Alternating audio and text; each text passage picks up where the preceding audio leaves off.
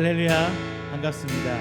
귀한 날 새 한 주를 이렇게 시작하시면서 하나님 앞에 예배드려 나오신 우리 성도님들 주님의 이름을 환영합니다. 다 함께 임재 찬양하시면서 하나님께 예배 드리도록 하겠습니다. 하늘의 문을 여서서 함께 찬양합니다.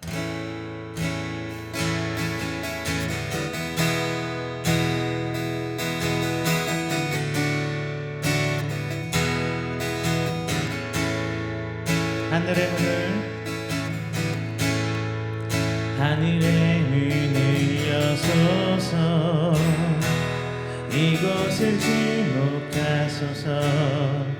주를 향한 노래가 꺼지지 않으니 하늘을 열고 보소서. 이곳에 임재하소서. 주님을 기다립니다. 기도의 향기가 하늘에 닿으니 주여 임재하여 주소서.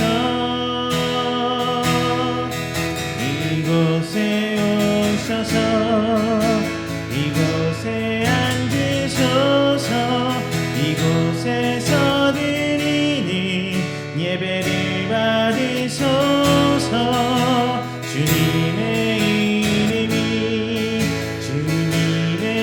이름만이 오직 주의 이름만 이곳에 있습니다. 하늘의 문을 여소서. 하늘의 문을 여소서. 이곳을 주목하소서. 주를 향한 노래가 꺼지지 않으니 하늘을 열고 보소서. 이곳에 임재하소서.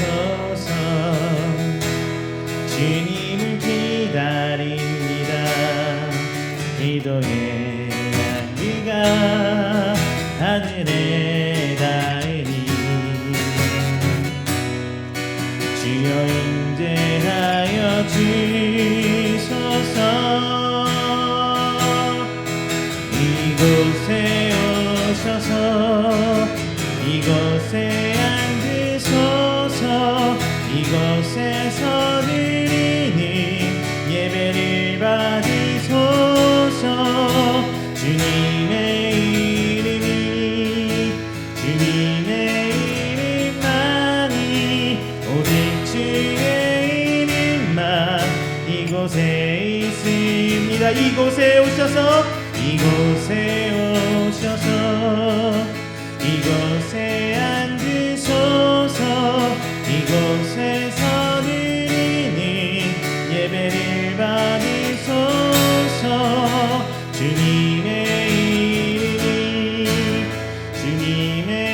이름만이 오직 주의 이름만 이곳에 있습니다.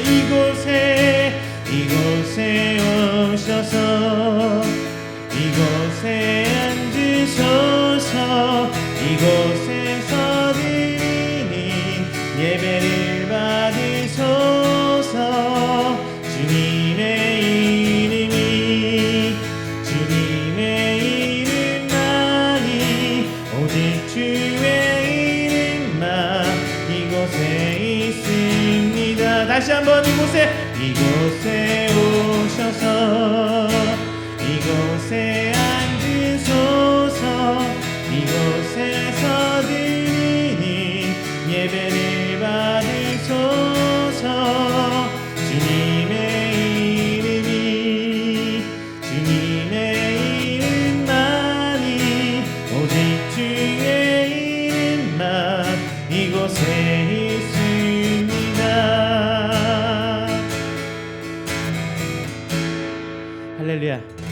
우리 지금 시간에는 오늘 드리는 예배를 위해서 다 함께 기도하는 시간 갖도록 하겠습니다.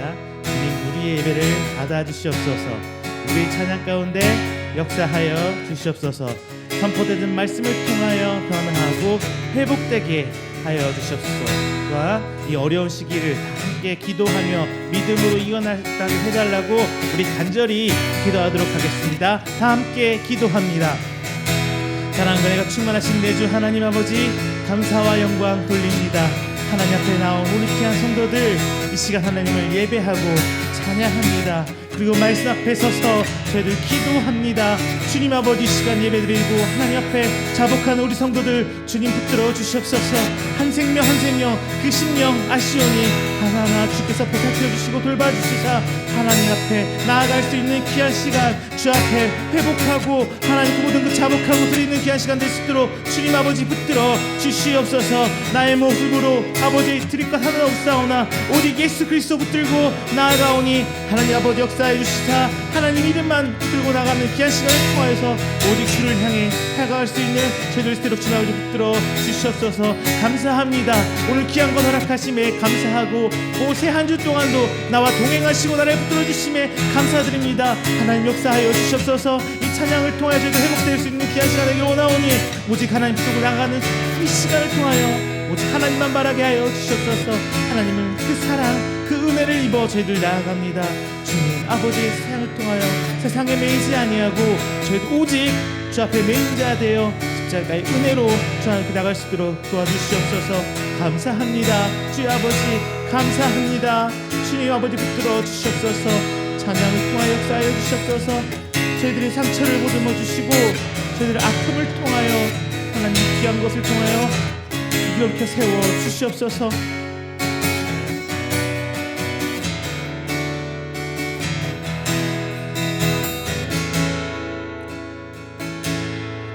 이 시간 하나님의 그늘 아래 함께 찬양하겠습니다. 하나님의 그늘 아래 내 모든 것 다 내려놓고 나 잠잠히 주님 묵상 안에 이 놀라우신 은혜를 끝이 없는 주의 사랑 강물 되어 흘러 흘러 내 영혼에 자유함 주시네. 날 새롭게 하시네.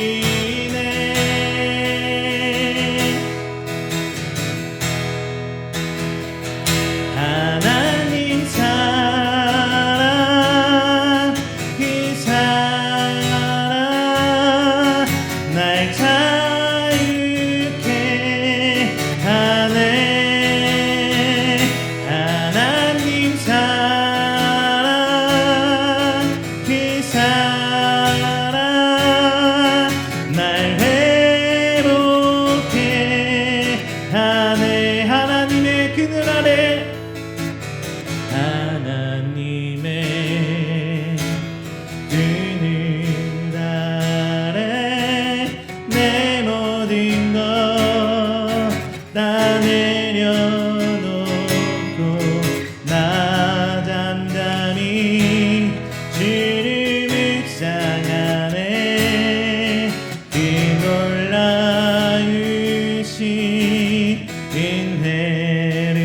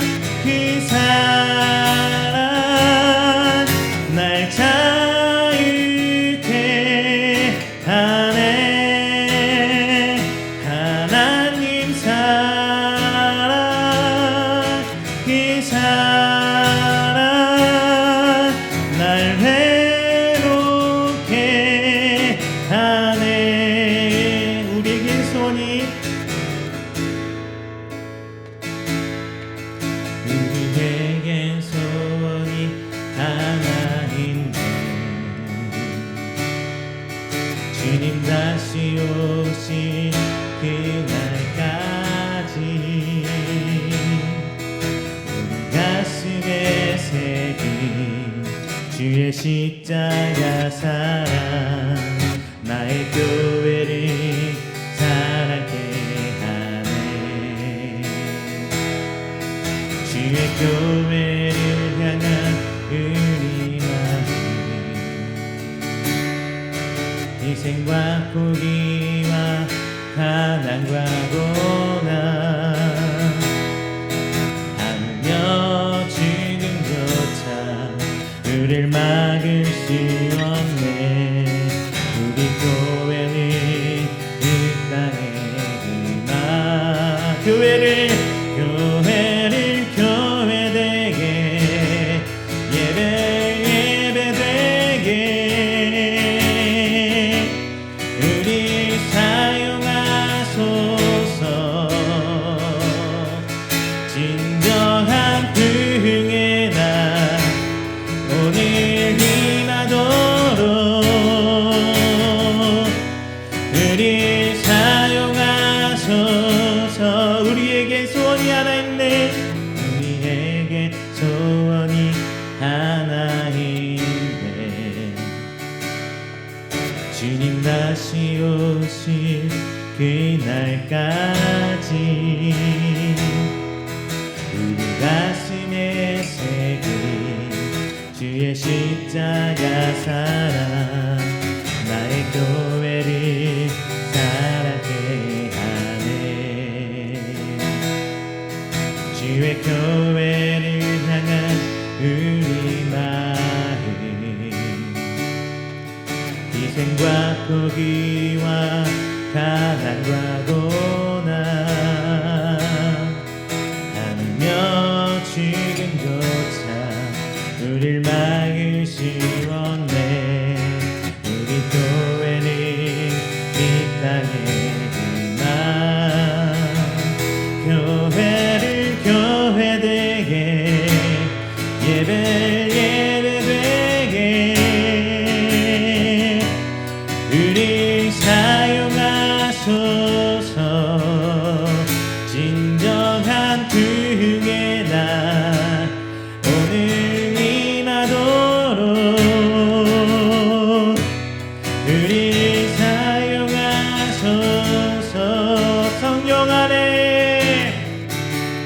성령 안에 예배하리라. 자유의 마음으로 사랑으로 사역하리라. 교회는 생명이니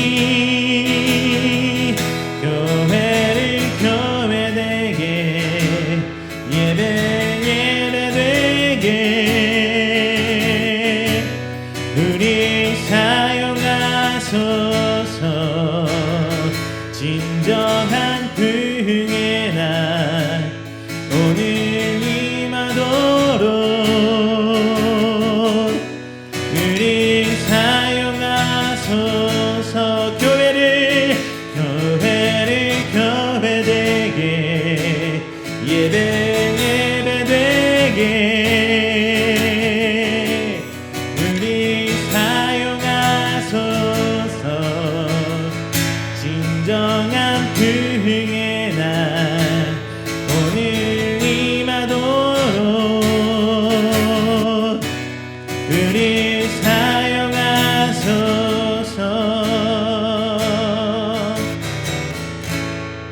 할렐루야.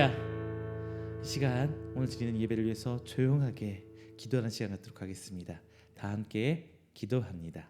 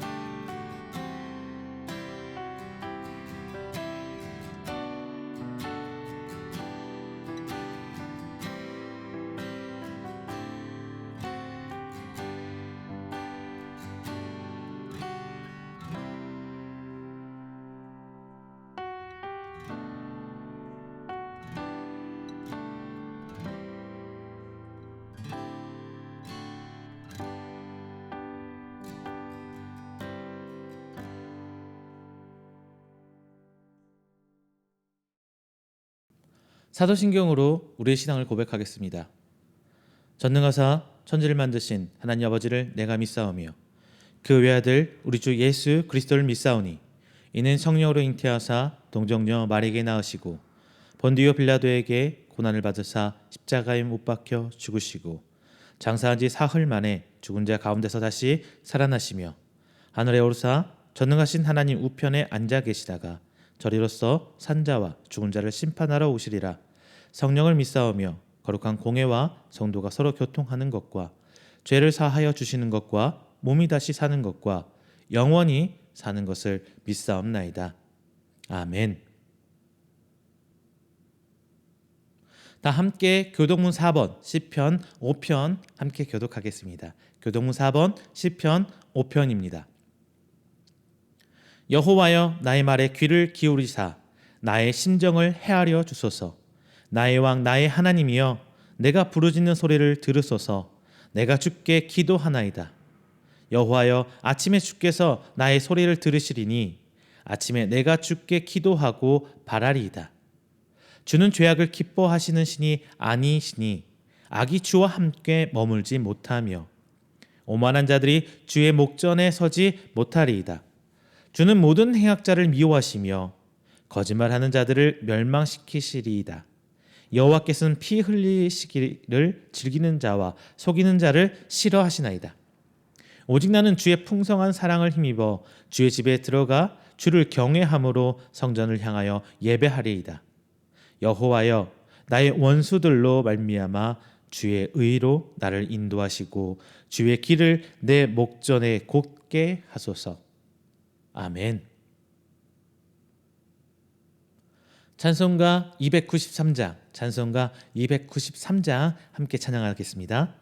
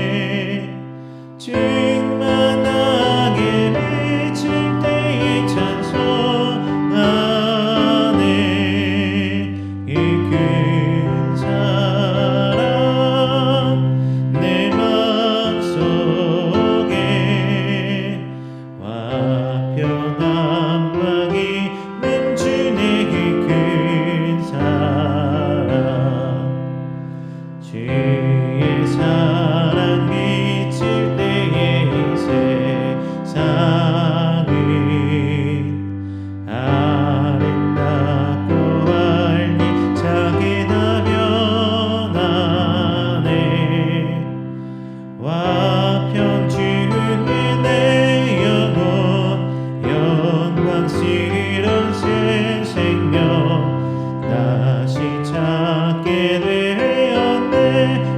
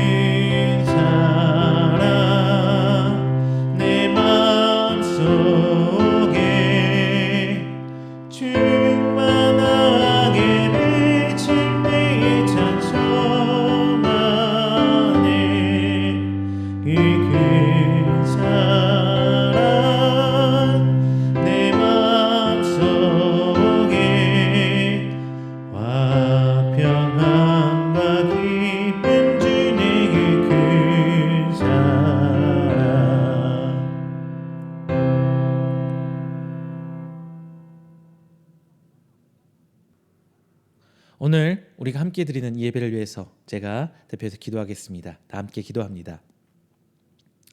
사랑과 은혜가 충만하신 우리 주 하나님 아버지, 감사와 영광 먼저 돌립니다. 하나님 택함 받아 지난 한 주일간도 하나님의 성도로, 하나님의 자녀로 그 은혜를 더 입으며 살아왔습니다. 그 은혜에 감사합니다. 하나님께서는 크나큰 은혜를 베푸시고 우리가 동행하시고 함께 하셨지만 저희는 너무나도 나약해서 혹은 어리석어서 그 순간순간 주님을 잊기도 하고 하나님께 범죄도 하며 살아왔음을 이 시간 고백합니다.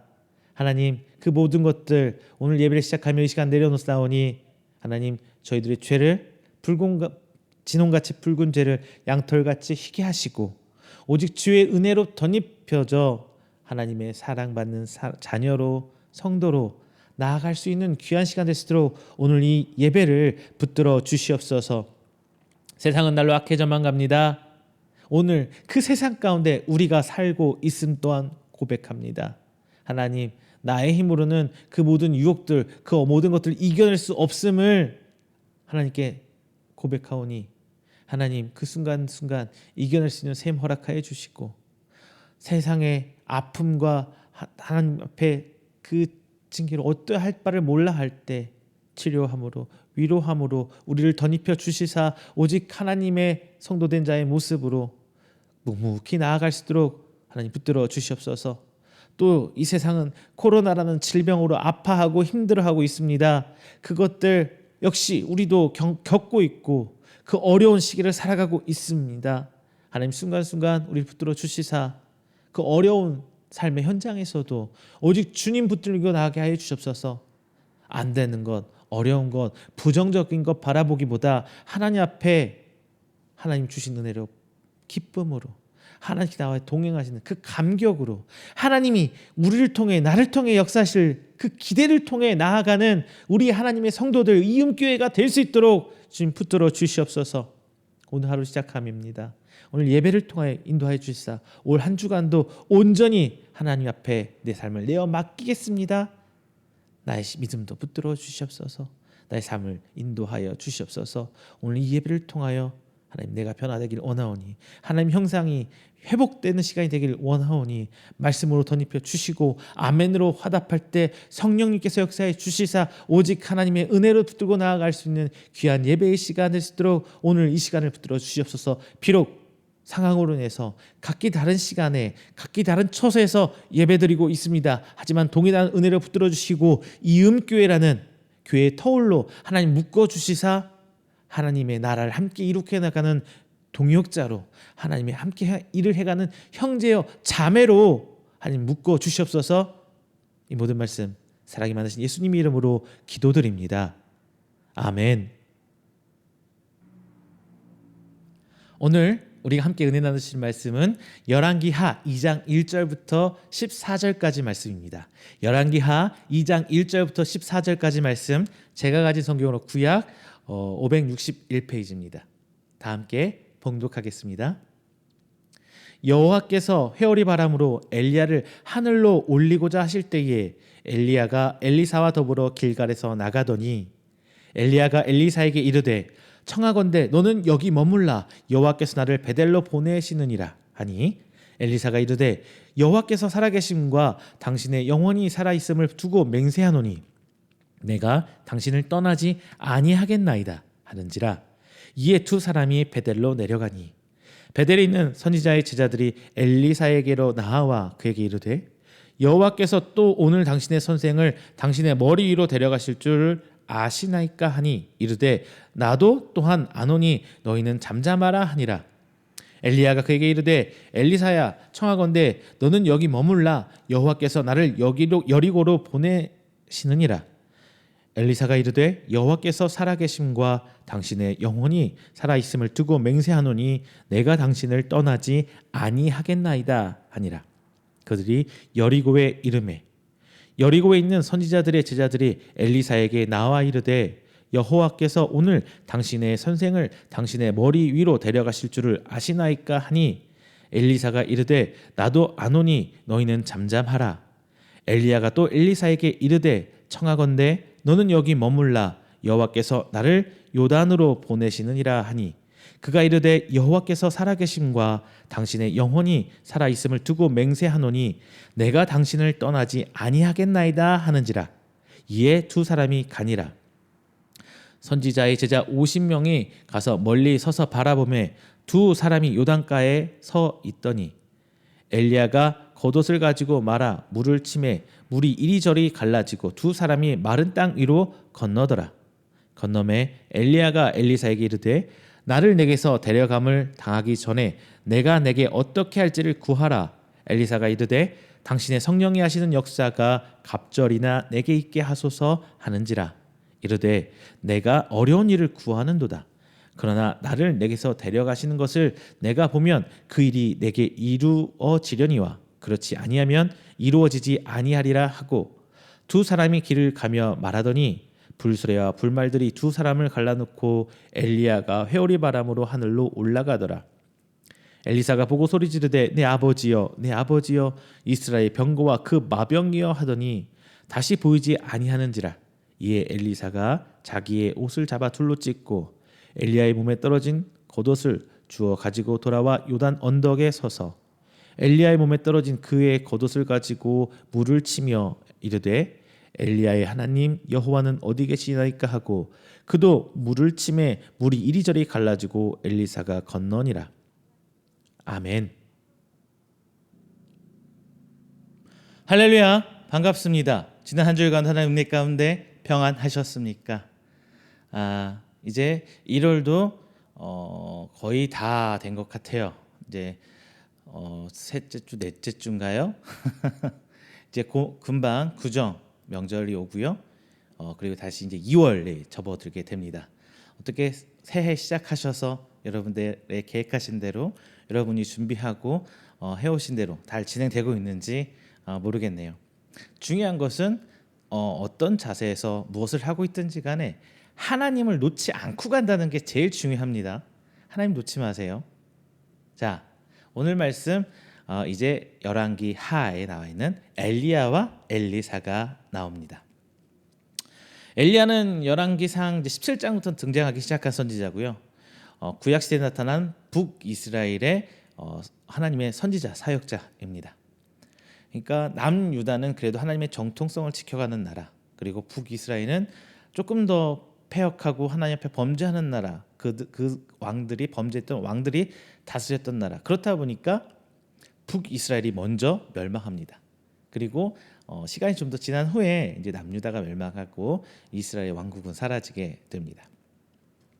이제 엘리야는 여러분 아시다시피 아합 왕과 이세벨 왕비 기억하시죠? 그래서 바알 숭배하던 시절에서 힘겹게 하나님을 말씀을 전달하던 선지자입니다. 즉 하나님께서 북이스라엘에게 회개하라고 선포하던 선지자예요. 그래서 갈멜산에서 영적 전투를 통해 승리하고 이제 그 가뭄을 끝내고 비가 오게 하는 그 기적을 보여줬죠. 하지만 그럼에도 불구하고 이적과 기적을 통했을 때에 불구하고 이스라엘은 하나님 앞에 회개하지 않았습니다.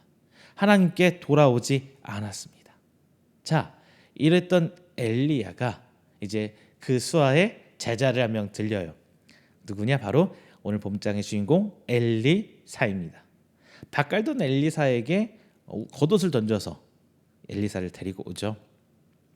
겉옷을 던졌다는 것 여러분 나중에 다시 얘기할 테니까 조금 더 기억하고 가시길 바랍니다. 오늘은 이제 그 엘리사에게 하나님의 그 사역을 하는 선지자로서의 정통성이 인계되는 그 과정입니다. 그래서 북이스라엘의 선지자로서 세워지는 그 엘리사가 되는 과정을 오늘 본문에서 보여주고 있습니다. 오늘 본장에서는 엘리사의 어떤 특별한 행동은 나타나고 있진 않아요. 다만 다른 생도들, 즉 엘리야를 따르던 다른 생도들, 엘리야의 다른 제자들과는 조금 더 구별되는 행동은 있어요. 뭐냐? 엘리사는 헷갈리네요. 엘리사는 어떤 일이 있어도 엘리야를 죽장 따라가요. 반면에 생도들은 하나님의 뜻이 엘리야에게 있으니까 우린 따라가지 맙시다 하고 하나님 그들은 따라가지 않고 더불어 엘리사를 만리하고 만류합니다. 자, 그랬던 결과 엘리사는 이제 엘리야의 뒤를 이어서 그 시대를 이끄는 선지자가 됩니다. 즉 적장자, 적통자가 엘리사가 된 것입니다. 자, 여러분 2022년도를 시작할 때에 여러분한테 행한 모든 일들, 여러분과 동행하고 여러분을 통해서 일하시는 그 하나님의 사역의 주인공이 되길 바라십니까? 만약 그렇다면 여러분 하나님의 적장자가 되어야 돼요. 하나님의 그 계보를 하나님 사역의 계보를 이어가는 사람이 되어야 한답니다. 하는 것입니다. 오늘 말씀 하나님의 적장자가 되라. 이렇게 말씀 전합니다. 여러분 오늘 말씀을 통해서 그 방법을 알아보고 여러분 삶 속에서 적용시켜 보시길 바랍니다. 그러면은 하나님 사역에 나를 통해서 일하시는 그 하나님의 일들의 주인공이 이제 여러분이 되실 줄로 믿습니다. 오늘 첫 번째 엘리사의 행동을 볼 때 중요한 게 나와요. 바로 무엇이냐? 꿋꿋이 따라갔다는 겁니다. 꿋꿋이 따라갔다.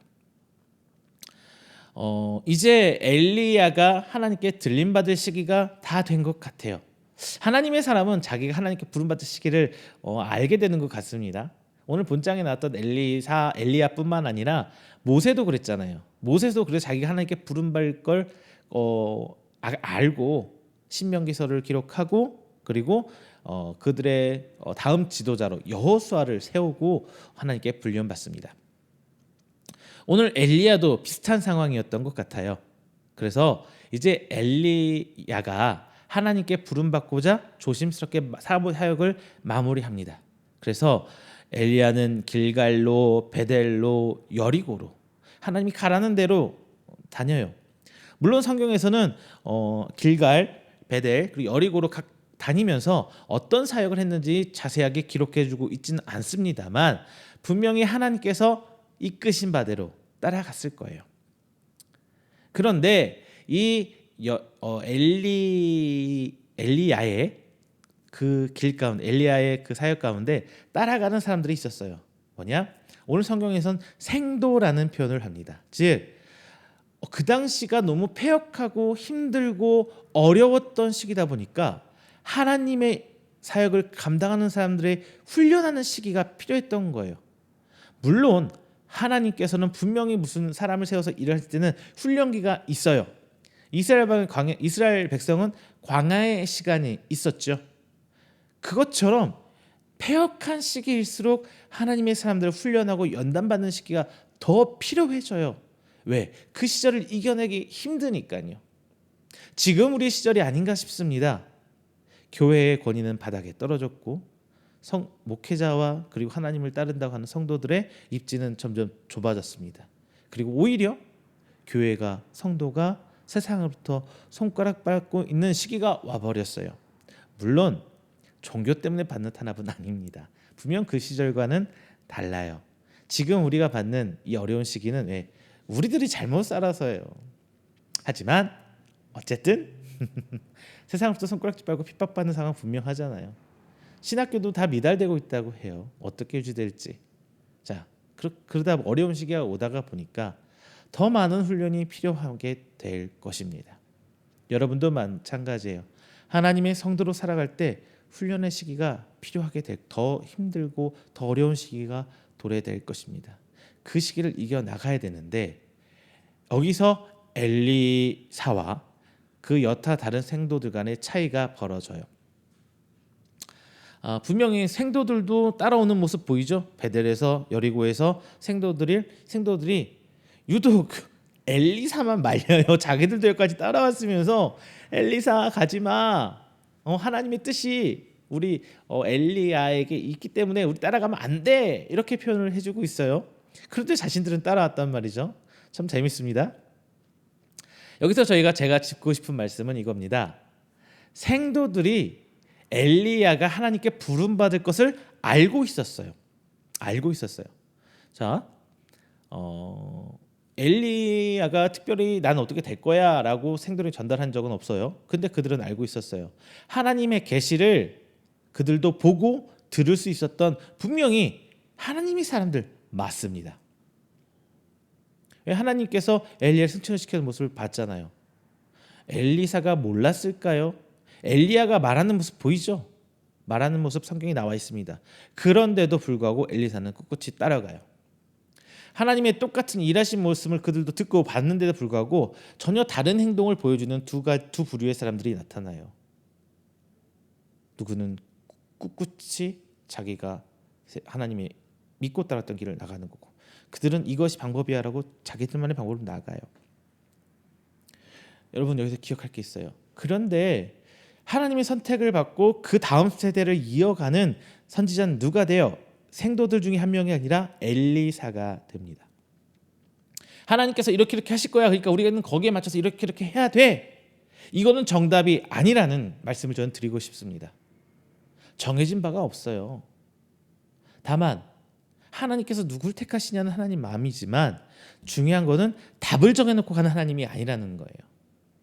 그러면은 우리의 의지와 우리의 선택과 우리의 생각은 하나님이 다 필요 없는 것들이 되는 거잖아요. 아니에요. 하나님도 분명한 거는 우리를 사랑하시고 우리를 존중해 주신 하나님이에요. 그리고 하나님의 방법에 따라 하나님의 계획에 따라 하나님께서 하시는 거예요. 다만 본문에서 엘리사를 통해서 우리가 배울 수 있는 거는 꿋꿋이 묵묵히 인내하며 따라갔다는 거예요. 우리는 첫 번째로 이것을 기억해야 됩니다. 따라갔다. 어떤 일이 있어도 굴하지 않고 따라갔다. 따라간다는 것은 참 어려운 일인 것 같습니다. 따라간다는 건 어려워요. 분명히 내 앞에 안내자가 있고 가이드가 있어도 따라가는 거 어려워요. 근데 심지어 어디로 갈지 목적지도 알 수 없고 어디서 끝난지 그 종착점도 알 수 없는 상태에서 따라가는 것은 더 힘들죠. 지금 엘리사가 엘리야를 쫓아가는 과정들을 보세요.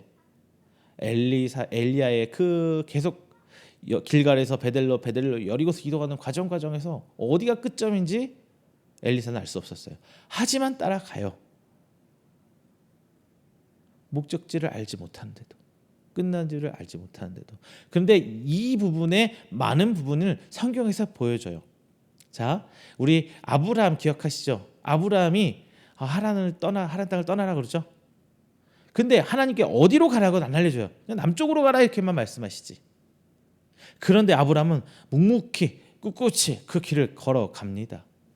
그게 실패의 길이고 어려움의 길이고 힘듦의 길일지언정 걸어갑니다. 결과가 좋지 않아도 그래요. 물론 아브라함이 잘못한 거지만 자기 아내 사레를 왕에게 빼앗길 뻔한 적도 성경에 나타나요. 하지만 그는 묵묵히 걸어갑니다.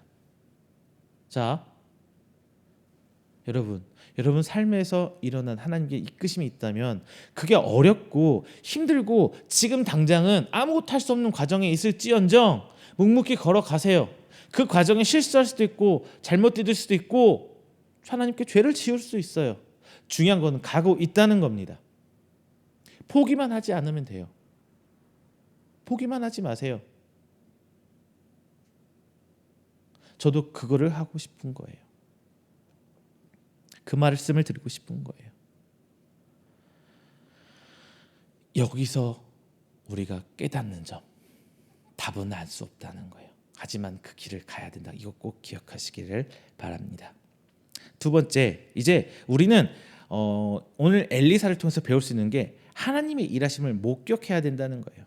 하나님의 일하심을 목격하는 그 목격자가 되어야 된다는 겁니다. 엘리사는 엘리야를 따라가는 그 목적이 분명했어요. 그 결말을 알 수는 없지만 자신이 따라갈 이유, 나는 스승 엘리야의 뒤를 이어 이 다음 세대에서 하나님 말씀을 선포하는 선지자가 될 거야. 그래, 엘리야를 쫓아간다면, 마지막까지 끝까지 쫓아가다면 그럴 수 있어라는 굳건한 믿음을 가지고 갑니다. 그가 돈을 많이 벌기 위해서 간 거 아니죠. 하지 않고 묵묵히 가요. 이 목적을 가지고 갔단 말입니다. 그럴 때 이 따라오지 마 3번씩이나 얘기했는데도 불구하고 여전히 따라오는 엘리사를 향해 엘리야가 내가 너를 위해서 무엇을 줄 수 있겠느냐? 뭐 줄까? 라는 질문을 해요. 그때 엘리사는 이렇게 얘기합니다. 갑절의 성령을 주세요. 갑절의 성령을 주세요. 여러분, 여기서 우리는 갑절이라는 단어를 집중해야 해요. 갑절이라는 단어. 여러분, 갑절이라는 단어가 우리 곱 2배의 수를 의미하는 거 맞습니다. 양적으로는 그게 의미가 분명 맞아요. 2배라는. 그래서 갑절의 의미를 부여를 할 때 많은 분들이 이렇게 생각할 수 있어요. 양쪽으로 2배가 되게 해달라고. 그러니까 양쪽으로 점점 많아지게 해달라고. 즉 스승인 선지자 엘리야보다 내가 당신을 뒤이어서 그 선지자 일을 할 때 내게 있어서 더 많은 성령의 역사가 일어나게 해주세요. 이런 말이 될 수도 있습니다. 그런데 여러분, 죽음을 앞두고 있는 스승한테 내가 당신보다 더 큰 일을 할 수 있는 제자가 되기 위해서 나한테 더 많은 능력 주세요 한다는 게 도리적으로 맞지 않잖아요. 실질적으로도 그렇습니다. 이 갑절이라는 단어를 우리는 성경적으로 찾아봐요. 그렇다고 이게 완전히 틀린 건 아니에요. 더 많은 걸 바란 건 사실이지만 문자적으로 성경에서 하나님이 기록한 의도를 한번 파악해 볼 때 갑절이라는 단어는 성경에서 얘기할 때 장자권을 의미해요. 장자권. 왜? 이스라엘 문화에서 장자에게 유산을 줄 때 다른 형제들보다 2배를 더 줘요. 그러니까 형제가 둘이다. 그러면은 재산을 3등분해서 동생한테 하나를 주고 형한테 3개를 주는 거예요. 그래서 동생보다 형이 2배를 더 많이 갖게. 그래서 얘가 장자라는 권리가 굉장히 중요합니다. 만약에 형제가 5이다. 그러면 6등분을 해요, 재산을.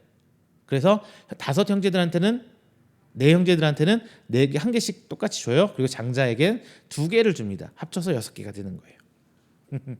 이래서 갑절이란 거는 장자권을 의미해요. 이거 기억해야 돼요. 양적인 의미 그거 틀렸어 이것만 맞았어 저 이런 얘기하고 싶은 게 아니라 성경에서 이 갑절이라는 단어를 썼던 의도를 파악해보자 이 말씀인 거예요. 엘리사가 구한 갑절은 숫자적 2배가 아니라 다음 세대를 이끌어갈 지도자로서 정통성을 엘리야에게 구한 것입니다. 엘리사는 그런 사역을 하기를 원했어요. 북이스라엘 어떤 나라예요? 정말 패역한 나라, 하나님을 따라 살기 정말 힘든 나라, 하나님 말씀을 전달하기 너무나 힘든 세상, 그런 세상에 있어서 엘리사는 내가 하나님의 말씀을 전하는 적통자가 되게 해주세요. 적장자가 되게 해주세요. 장자가 되게 해주세요. 지금 그렇게 얘기하는 겁니다. 그렇죠. 여러분도 이런 것을 기도하길 원해요. 내가 가진 걸 더 많게, 내 창고를 더 많이 채우게, 내 자녀가 더 잘 되게. 이거 하지 말라는 건 아니에요. 그것보다도 하나님 앞에 내가 하나님 선택받은 자로서 인정받을 수 있는 자, 내가 그걸 목격하게 해주세요. 이런 기도를 해야 되는 겁니다. 그런데 엘리야는 그에게 10절에서 이렇게 말해요. 너 어려운 것 구하고 있어. 내가 그것 어떻게 할 도리가 없어. 이렇게 말하는 거예요. 그래서 영적 지도자, 하나님의 일을 하는 사람들은 내 의지가 아니라 하나님의 택하심이 있어야 된다는 것을 분명히 밝혀주고 있습니다. 그리고 엘리야는 그것을 알고 있었기 때문에 자기가 체험하고 그렇게 살아왔기 때문에 엘리사에게 그렇게 얘기를 해주고 있어요. 다만 엘리야는 분명히 말합니다. 하나님께서 엘리야 자신을 데려가는 장면을 보게 되면 장자권을 계승할 거야 라는 얘기를 해주고 있어요. 이 말인즉 무엇을 말하느냐, 하나님께서 역사하시는 그 순간을 목격한다면, 하나님께서 그 장면을 너에게 보여주시게 된다면 너는 이제 하나님께서 인정한 사람이 되는 거야 이 말입니다. 하나님께서는 아무에게나 하나님 일하심을 보여주지 않아요. 하나님께서 허락하신 사람들에게만 하나님의 일하심, 하나님께서 사역하심, 하나님의 기적을 볼 수 있습니다. 그것을 체험할 수 있습니다. 아무나 하는 거 아니에요. 오직 하나님 택하심을 입은 자만이 그럴 수 있어요. 우리는 이 목격해야 된다는 이것에 대한 부담감을 갖고 살아야 돼요. 하나님의 사람으로 하나님께서 일하신 것을 봐야 되는데, 그것을 발견해야 하는데, 거기에 대한 적극적인 내 스스로에 대해 적극적인 태도가 필요하다는 겁니다. 하나님께서 보여주시는 것, 하나님께서 일하심을 보는 것은 하나님이 엘리야를 택하셨다는 이야기입니다. 반면에 엘리야와 대치점에 서 있는 나머지 생도들은 엘리야의 승천을 보지 못해요. 왜? 그들도 분명히 하나님께서 보여주셨죠. 들려주셨어요. 환상이든 예언이든 어떠한 하나님의 방법을 통해서 엘리야가 승천하게 될 거라는 것을 나머지 생도들도 알고 있었어요. 그런데 그들은 엘리사와 다른 선택을 한 거예요. 엘리사는 엘리야를 끝까지 쫓아간 반면 나머지 생도들은 하나님의 일을 맡을 때 다른 선택을 했다는 것.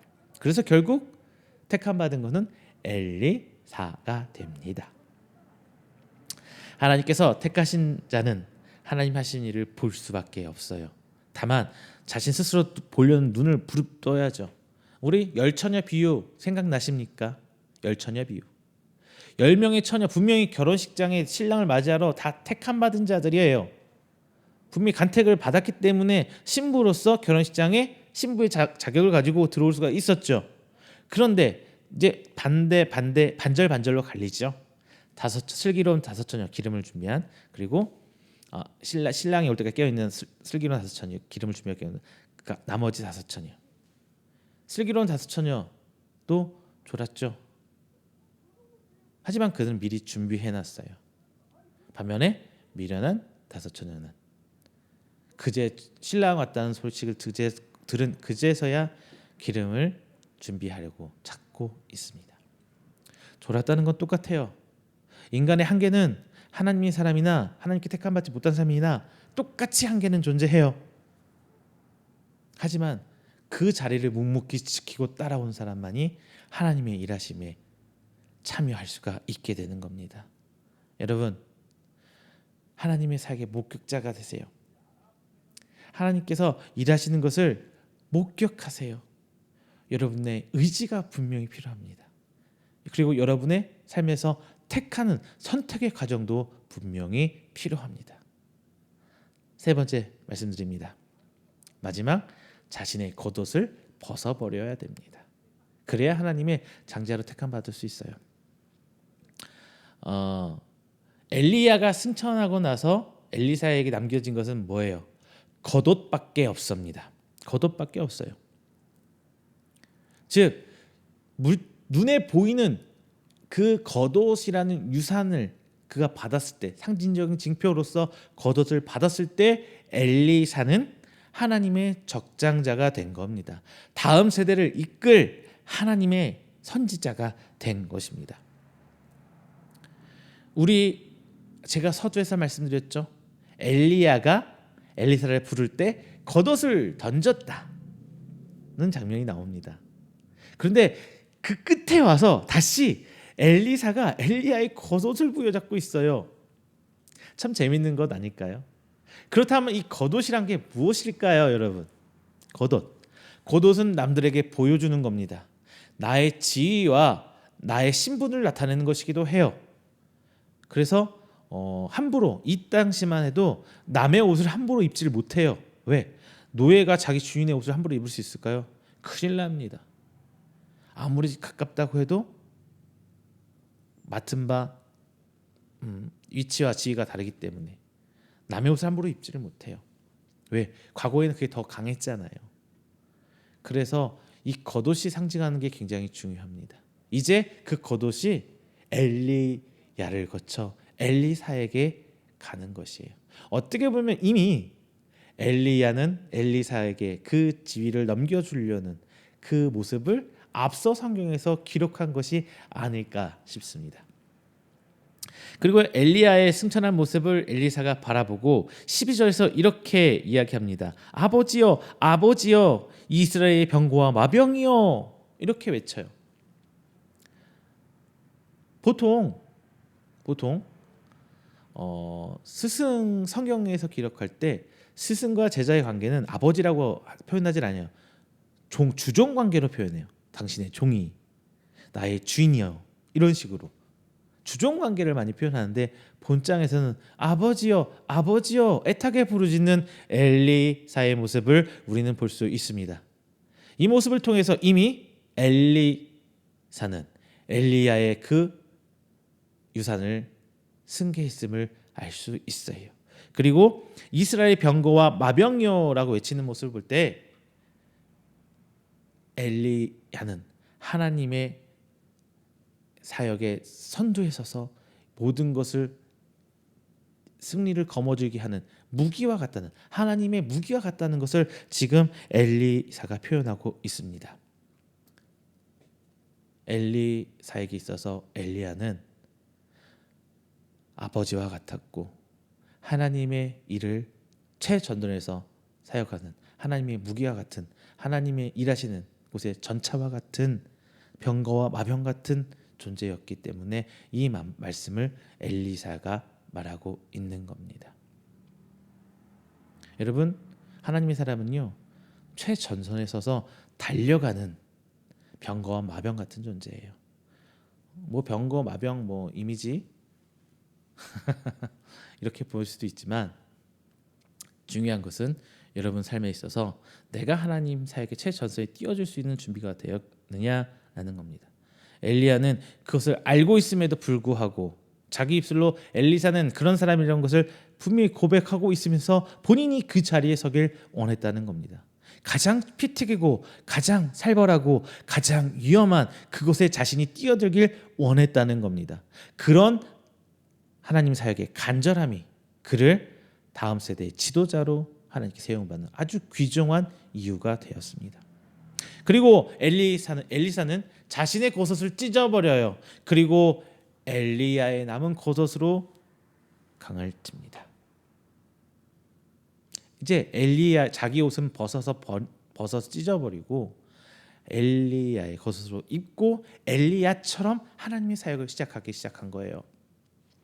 자기 옷을 찢었다, 뭐 슬픔을 표현하는 것일 수도 있고 여러 가지 표현하는 것도 있지만 가장 중요한 의미는 자신이 이전에 입고 왔던 겉옷을 다 던져버리고 벗어버렸다는 거예요. 우리 성도들에게 가장 중요한 거는 하나님을 믿기 전과 믿기 후가 이것처럼 달라져야 되는 거예요.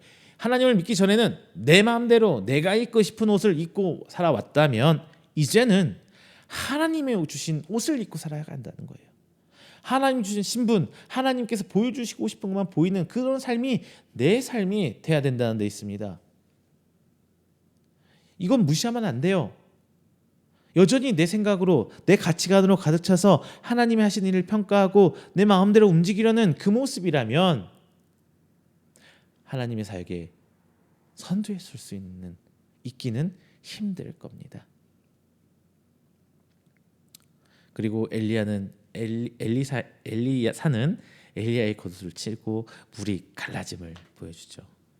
이제 그런 하나님께서 일해 주심으로 말미암아 엘리사가 엘리야를 잇는 적통자, 계승자, 적장자가 되었음을 하나님께서 빵 하고 선포해 주는 것입니다. 그리고 그 맞은편에서 그 모습을 본 제자들은 엘리사를 그들의 지도자로 인정하게 되는 거죠. 여러분 어떠십니까? 하나님께서 일하시는 사람은요 내가 할 수 있는 방법으로 인정받는 것이 아니에요.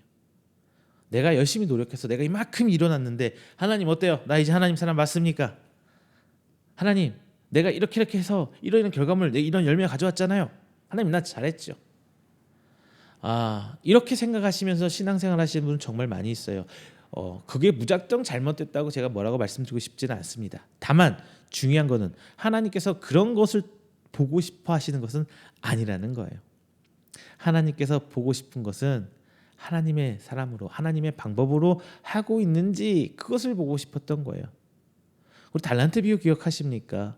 달란트 비유. 1달란트 받은 사람, 2달란트 받은 사람, 5달란트 받은 사람. 우리의 기준대로 의하면 5달란트 받은 종은 엄청나게 많은 칭찬을 받아야 돼요. 근데 하나님께서는 2달란트 받은 종이 2달란트 남긴 종이나 5달란트 남긴 종이나 똑같이 칭찬해 주십니다. 즉 하나님께서 원하시는 것은 그들이 하나님을 자기들의 주인을 위해서 열심히 노력했던 그 모습을 칭찬하고 싶은 거예요. 얼마를 남겼느냐가 아니라. 우리 포도원 일꾼들 기억하시잖아요. 뭐 3시에 들어온 5시에 들어온 사람 똑같이 품삯을 주시잖아요. 오히려 그 모습을 본 일찍 온 일꾼들이 주인한테 항의할 때 그건 내 마음이거든. 쉽게 말하면 이렇잖아요. 그건 하나님 마음이에요. 하나님께서는 하나님의 방법을 대로 순종하는 종들을 찾고 싶은 거지. 뭐 더 엄청나게 더 많이. 그런데 거꾸로 세상의 기준을 교회 자체에 들이대고 더 많이 일한 사람이 교회에서 더 큰 사람이 있냐, 더 큰 것을 가지고 있는 사람이 하나님의 사랑을 더 많이 받고 있느냐, 그렇게 평가되는 거에 바라보면서 너무나 아쉬움을 저는 금치를 못하겠습니다. 여러분들 이런 기준으로 신앙생활 하지 마세요. 이런 기준으로 신앙생활 하지 마세요. 오직 하나님의 방법으로 나아가시기를 부탁드립니다. 말씀 맺겠습니다. 하나님의 길을 따라간다는 건 정말 많은 역경이 있어요. 그리고 나와 다른 생각을 가진 사람들의 반대에 서서 하나님께서 꿋꿋이 나아간다는 건 더 큰 어려움이 있습니다. 하지만 우리는 이것을 묵묵히 이겨나갈 수 있는 인내가 필요한 것은 분명합니다. 성경은 시종일관 인내를 이야기합니다. 그리고 이 인내는 교회 생활 안에서도 여전히 동일하게 똑같이 필요합니다. 교회 생활 안에서 집사님이 힘들게 하고 목사님이 날 힘들게 하고 그럴 수 있어요. 그러면 안 그러면 좋겠지만, 하지만 그 과정에서 중요한 것은 묵묵한 인내, 꿋꿋이 걸어가는 그 모습이 필요한 거예요. 엘리사의 삶에서도 분명 어려움이 시작되었습니다. 자기가 따라가는 사람도 따라오지 말래요. 그 주변 사람들도 너 왜 따라가냐고 말려고 혹은 손가락질하고 비아냥거립니다. 그럼에도 불구하고 묵묵히 따라가는 엘리사의 그 모습. 왜? 엘리사에게 목적이 있었기 때문이에요. 우리도 그 목적을 분명히 세우시길 바랍니다. 그리고 그 목적이 있다면 좌우로나 우로나 얇은 귀로 팔랑팔랑하면서 치우치지 말고 그냥 묵묵히 그 길 따라가세요. 그러면은 여러분 앞에 하나님께서 일하심을 보게 될 시점이 있을 겁니다. 하나님의 모습이, 하나님의 일하심이 내 눈에 보이기 시작할 때 여러분은 정말 그 행복과 하나님의 선물, 하나님의 그 은혜에 감격한 고백을 안 할 수가 없을 거예요. 정말 기뻐요. 정말 행복해요. 저도 분명히 그런 체험이 있습니다. 지금 목회자의 길을 걸어가면서 너무나 많은 부분 저도 유혹에 넘어갈 때도 있고 정말 다 던져버리고 안 하고 싶을 때 있어요. 그런데 이 길을 놓아버린다면 엘리사와 같은 하나님의 그 선지자, 말씀을 전하는 하나님의 사람이 되기는커녕 그냥 그저 그런 사람, 물론 하나님의 택한 가운데는 분명히 있겠지요. 하지만 그저 그런 사람으로 남길까봐 두렵습니다.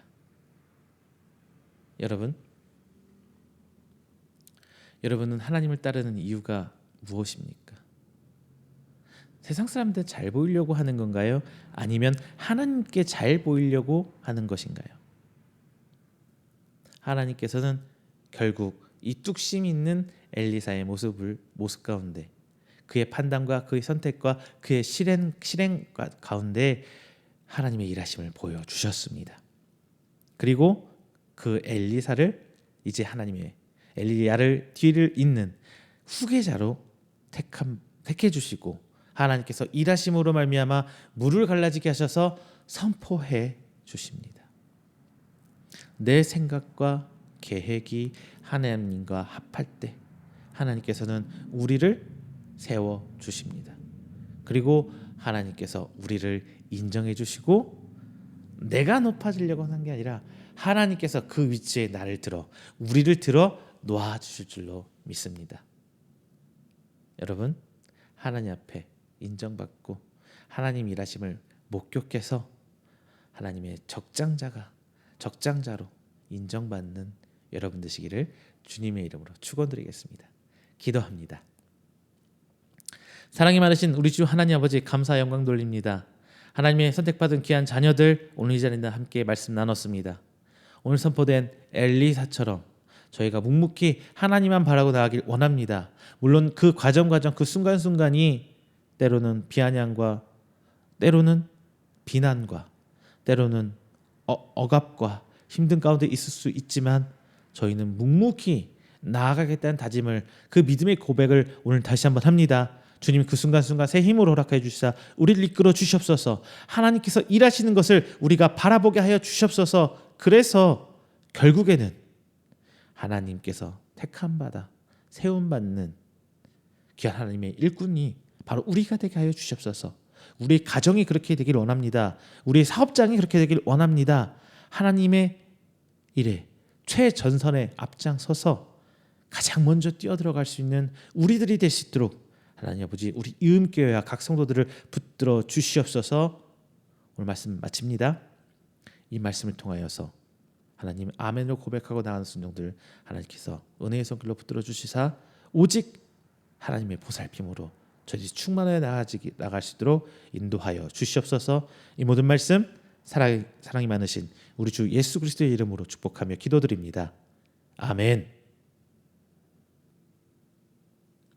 찬송가 524장 하시면서 준비하신 예물 하나님께 드리겠습니다. 찬송가 524장입니다.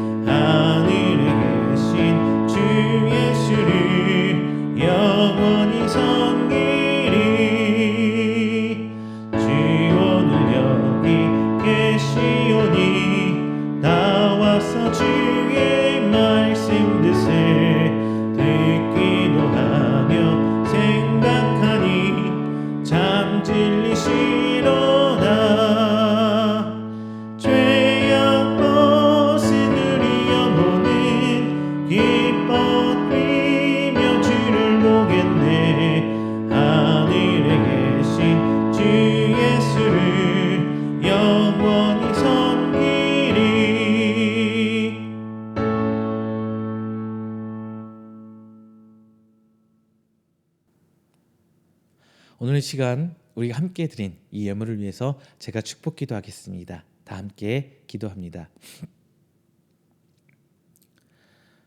사랑이 많으신 우리 주 하나님 아버지, 먼저 감사드립니다. 하나님의 은혜로 지난 한 주일간을 살아오고 또한 하나님께서 베푸실 은혜를 기대하며 오늘 이 예배대로 한 주를 시작합니다. 오늘 하나님께 나온 성도들 주님께서 은혜로 함께 하시사 하나님께서 감찰하시고 보호하시고 인도하신 그 손길을 저들의 삶 속에 붙여주시고 오직 하나님의 은혜로 나아가는 우리 귀한 성도들 될수록 하나님 인도하여 주시옵소서.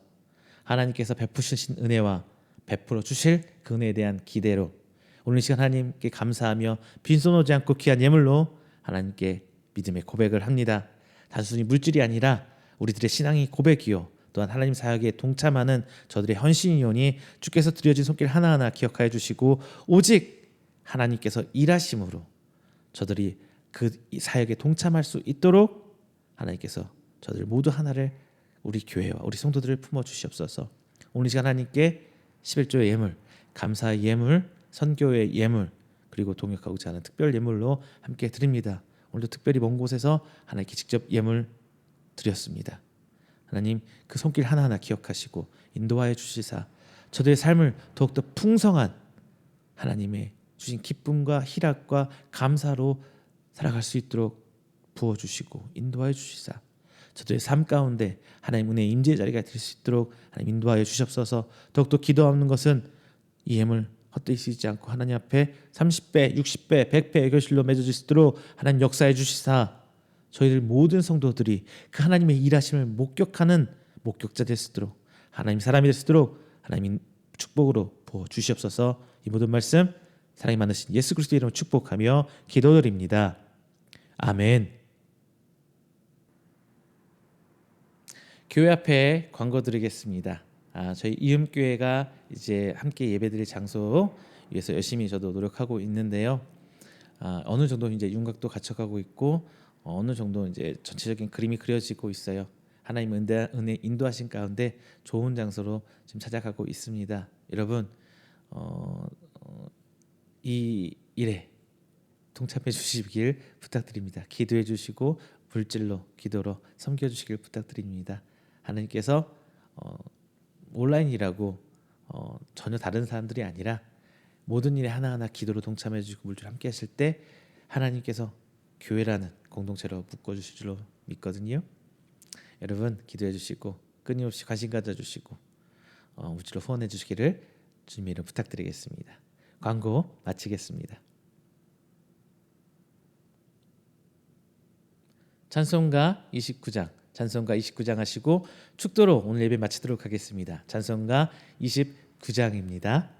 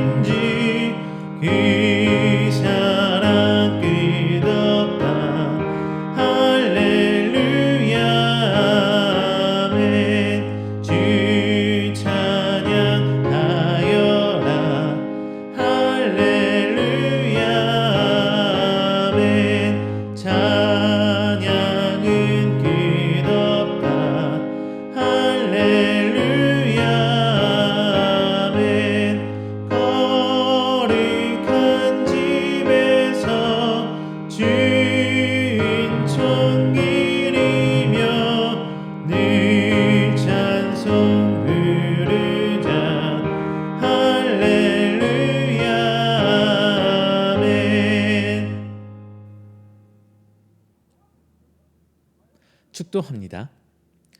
여호와는 내게 복을 주시고 너를 지키시기를 원하며 여호와는 그의 얼굴을 내게 비추사 은혜 베푸시기를 원하며 여호와는 그 얼굴을 내게로 향하여 드사 평강 주시기를 원하노라.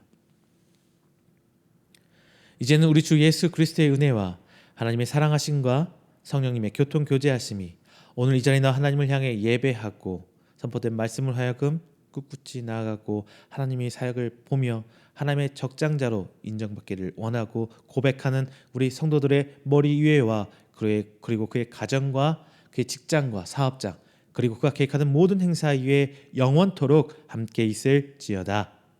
아멘.